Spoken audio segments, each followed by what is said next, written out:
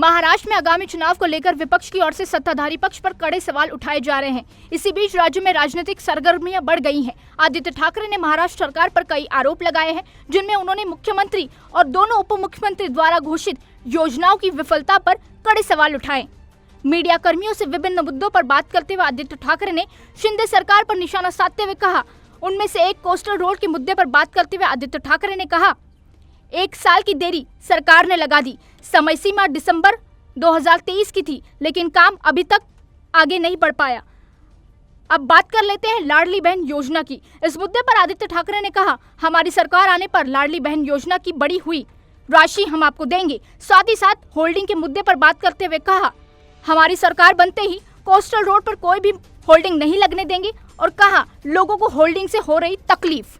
महाराष्ट्र में आगामी चुनावी मुद्दे को लेकर आदित्य ठाकरे ने कहा, चुनाव रोकने का प्रयास हो रहा है और इस बार कोई आने वाला नहीं। महाराष्ट्र सरकार की ओर से शुरू की गई योजनाएं केवल विज्ञापन तक सीमित रह गई हैं, उनका कोई ठोस परिणाम हमें देखने को नहीं मिला। महाराष्ट्र के मुख्यमंत्री की तरफ से कहा गया था, हम सड़कों पर गड्ढे नहीं होने देंगे। गड्ढे पर सरकार को घेरते हुए मुंबई नासिक हाईवे पर कोई कार्रवाई नहीं हुई है। अब देखना ये होगा विपक्ष की ओर से सत्ताधारी पक्ष पर लगाए गए आरोप का जवाब सत्ताधारी पक्ष किस तरह से देता है। Bureau report, DC news India, Mumbai. आणि महत्त्वाची गोष्ट हीच राहते मग की तिघांमध्ये म्हणजे एक CM 2 हाफ CM ह्याच्यात नक्की ताळमेळ आहे का? हे सरकार शासन आपण बघतोय, शासन आपल्या दारी ह्या कार्यक्रमाचं पुढे काय झालं, अनेक योजना जाहीर झाल्या, खूप मोठ्या थाटात आपण पाहतो, त्याच्या ऍडव्हर्टाईज येतात, सगळीकडे टीव्हीवर वगैरे जाहिराती येतात, पण पुढे काही होत नाही। आणि एकामेकांना विरोध असताना 3 वेगळ्या दिशेला चालणारी लोक जेव्हा एकत्र सरकार चालवलं येतात तेव्हा फेल इंजिन कसं होतं हे दिसतं। म्हणजे या खोके सरकारने कमीत कमी 1 वर्ष अधिक लावलेलं आहे कोस्टल रोडला। आपल्याला आठवत असेल, मी सातत्याने जेव्हा जायचो तिथे तेव्हा डिसेंबर 2023 ही डेडलाईन दिली होती आणि तेव्हापर्यंत काम संपलंही असतं पूर्ण, म्हणजे लँडस्केपिंग पासून सगळं।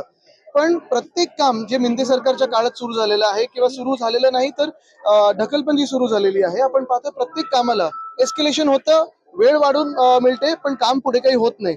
मुंबई पुण्यामधला जो मिसिंग लिंक होता, एक तो शॉर्टकट होता, एस्केलेशन किती झालंय, किती वेळ कालावधीपासून वाढून घेतलाय ह्याचा विचार करा।